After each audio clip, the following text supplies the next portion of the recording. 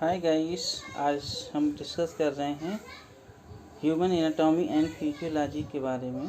Subject है जो D pharma first year में। उसमें इम्पोर्टेंस क्वेश्चन जैसे हैं आपके सिलेबस के हिसाब से, उसे हम डिस्कस कर रहे हैं। तो आता है आपका पहला question, scope of anatomy and physiology. इसमें हम आपको बता रहे हैं क्या क्या आपको पढ़ना पड़ेगा। इसमें डिफिनीशन ऑफ वेरियस टर्म्स जैसे कि anatomy, physiology, interior, posterior, dorsal, ventral, etc. इस तरह आपको सारे टर्म्स पढ़ने पड़ते हैं और याद करने पड़ते हैं। सेकंड आता है आपका structure of cells, various components of cells and its function, और इनके जो फंक्शन है उसके बारे में आपको पढ़ना है। सेल का डिफिनीशन पढ़ना है, उसके कंपोनेंट्स क्या हैं जैसे कि mitochondria, nucleus, ribosome, Golgi body and endoplasmic reticulum. इनके सारे स्ट्रक्चर पढ़ने हैं और इनके फंक्शंस। इसके बाद हम आते हैं tissue of the human body. जो भी टिश्यू पाए जाते हैं ह्यूमन बॉडी में उनके स्ट्रक्चर पढ़ने हैं, उनके टाइप्स पढ़ने हैं। जैसे कि एपिथेलियल टिश्यू हो गया, कनेक्टिव टिश्यू हो गया, मस्कुलर टिश्यू हो गया, नर्वस टिश्यू हो गया। उनके टाइप्स पढ़ने हैं, उनके कैरेक्टरिस्टिक फीचर्स जितने भी हैं उनको हमें पढ़ने हैं। इसके बाद आता है ओसियस सिस्टम। ओसियस सिस्टम में आपको बोन्स के बारे में पढ़ने हैं, उनका स्ट्रक्चर पढ़ना है और फंक्शन आप बोन्स पढ़ने हैं, वेरियस बोन के फंक्शन जैसे एक्सियल बोन्स हो गया, अपेंडिकुलर स्केलेटन हो गया। उसके बाद आता है जॉइंट्स। जॉइंट्स जो होते हैं उनके बारे में आपको पढ़ना है, उनके क्लासिफिकेशन पढ़ने हैं, types and movement of the joint, joint के कैसे मूवमेंट होते हैं वो सारे आपको यहाँ पे पढ़ने हैं। और डिसऑर्डर ऑफ जॉइंट, और जॉइंट से संबंधित जितने भी डिसऑर्डर होंगे उनको आपको यहाँ पे क्वेश्चन पूछे जाते हैं, उन्हें आप अच्छी तरह से पढ़ेंगे और याद करेंगे। इसके बाद हम बात करते हैं होम्योपैथिक सिस्टम में। होम्योपैथिक सिस्टम के अंतर्गत आता है हमारा ब्लड। इसके बारे में हमें पढ़ना है composition of blood, function of blood, process of homeopoiesis. Homeopoiesis process का मतलब ब्लड का फॉर्मेशन कैसे होता है, इस पे आपके क्वेश्चन पूछे जाते हैं। Characteristic of and function of the RBCs, डब्ल्यूबीसीज, प्लेटलेट्स। इसके बाद आता है mechanism of blood clotting, blood कैसे क्लॉट करता है उसकी पूरी मैकेनिज्म के बारे में क्वेश्चन आएंगे। इम्पोर्टेंस ऑफ ब्लड ग्रुप्स, जितने भी इम्पोर्टेंस ब्लड ग्रुप हैं उसको आपको इसमें पढ़ना है। इसके बाद हम पढ़ते हैं lymphatic system.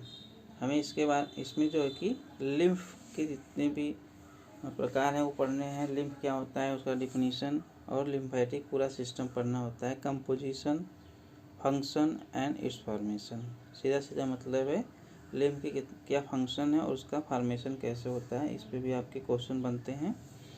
Structure and function of spleen and lymph nodes, सबसे इम्पोर्टेंट क्वेश्चंस। लिम्फ स्प्लीन के बारे में, फंक्शन ऑफ स्प्लीन, स्ट्रक्चर और फंक्शन ऑफ स्प्लीन और लिम्फ नोड्स के का जो क्वेश्चन बनता है, बहुत इंपॉर्टेंट क्वेश्चन इस पे बनते हैं इस पे। और इसके बाद आता है आपका कार्डियोवैस्कुलर सिस्टम। कार्डियोवैस्कुलर सिस्टम मतलब हार्ट के बारे में यहाँ पे क्वेश्चंस आते हैं। Anatomy and physiology of heart, heart की फिजियोलॉजी और उसकी एनाटॉमी पे आपके क्वेश्चन बनते हैं। Blood vessels and circulation, circulatory system पूरा पढ़ना पड़ता है आपको, और यहाँ पे उसी पे क्वेश्चन बनते हैं direct. Pulmonary, coronary and systemic circulation, cardiac cycle, heart sound, basic knowledge of ECG, blood pressure and its regulation. इन सारे पे आपके इम्पोर्टेंट क्वेश्चन जो बनते हैं उसमें आपका anatomy and physiology of heart, heart का फिजियोलॉजी क्या है, कार्य कैसे करता है उस पर क्वेश्चन बनते हैं। उसके एनाटॉमी पे बनते हैं, आपके सिस्टेमिक सर्कुलेशन पे बनते हैं क्वेश्चन। अब इसके बाद पढ़ते हैं हम रिस्पायरेटरी सिस्टम की तरफ। तो रिस्पायरेटरी सिस्टम में आपका जो क्वेश्चन बनता है उसमें एनाटॉमी ऑफ रिस्पायरेटरी आर्गन्स, जितने भी रिस्पायरेटरी आर्गन्स हैं उनकी एनाटॉमी पे क्वेश्चन बन जाएगा। उनके क्या फंक्शन है उस पर क्वेश्चन बनते हैं। इसके बाद आता है रेगुलेशन ऑफ रिस्पायरेशन, रिस्पायरेशन का रेगुलेशन कौन करता है, और रिस्पायरेटरी वॉल्यूम्स एंड कैपेसिटीज़, इस पे 60 नोट आ सकते हैं। तो इसका सीधा सीधा आपको डिफिनीशन पढ़ने हैं। इसके बाद जो क्वेश्चन बनता है वो डाइजेस्टिव सिस्टम पे, उस पर बहुत इंपॉर्टेंट क्वेश्चन बनते हैं। Anatomy and function of accessory glands, anatomy and physiology of GIT. तो जीआईटी के क्या कार्य हैं और उसकी एनाटॉमी क्या है। Physiology of digestion and absorption, इस पे भी आपके क्वेश्चन बनते हैं, बहुत इंपॉर्टेंट क्वेश्चन। फिजियोलॉजी क्या है डाइजेशन की और एब्जॉर्प्शन कैसे होता है। इसके बाद आते हैं स्केलेटल मसल्स, इस पे क्वेश्चन बनते हैं, जैसे कि physiology of muscle contraction, muscle का कॉन्ट्रैक्शन कैसे होता है, इस पे क्वेश्चन बन जाते हैं। और disorder of the skeletal muscles, skeletal muscle के क्या डिसऑर्डर्स हैं, उस पर भी शॉर्ट नोट्स आ सकते हैं। इसके बाद आता है नर्वस सिस्टम। नर्वस सिस्टम में आपका जो क्वेश्चन बनते हैं बहुत इंपॉर्टेंट क्वेश्चन बनते हैं।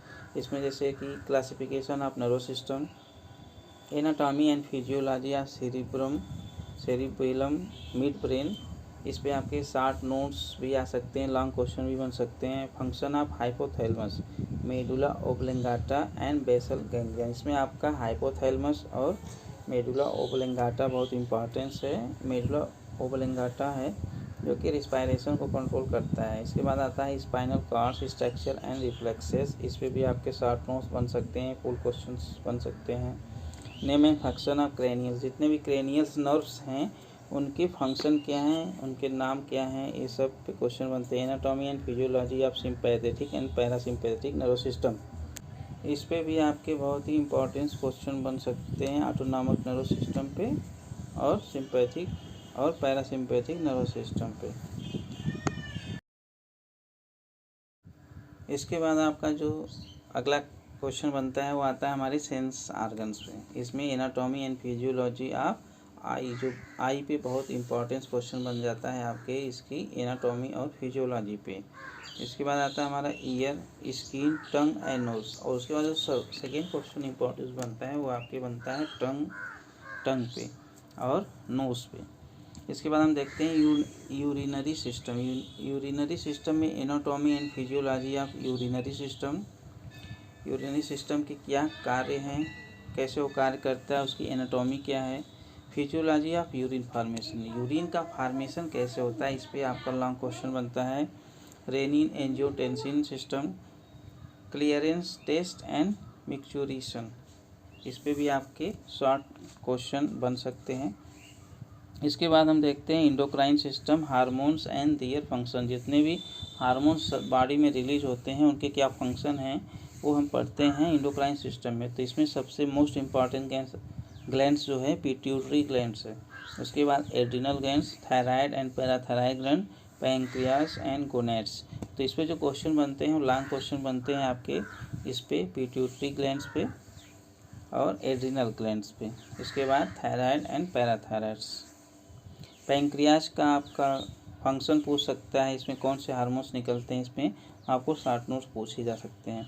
इसके बाद आता है हमारा रिप्रोडक्टिव सिस्टम। रिप्रोडक्टिव सिस्टम में हम क्या क्वेश्चन बनते हैं, anatomy of male and female reproductive system, इससे पूरा लॉन्ग क्वेश्चन बन जाता है हमारा anatomy of male and female reproductive system. Physiology of menstruation, इस पे आपका शॉर्ट नोट बन सकता है। स्पर्मेटोजेनेसिस एंड ओजेनेसिस, इस पे भी आपका लॉन्ग क्वेश्चन बन सकता है।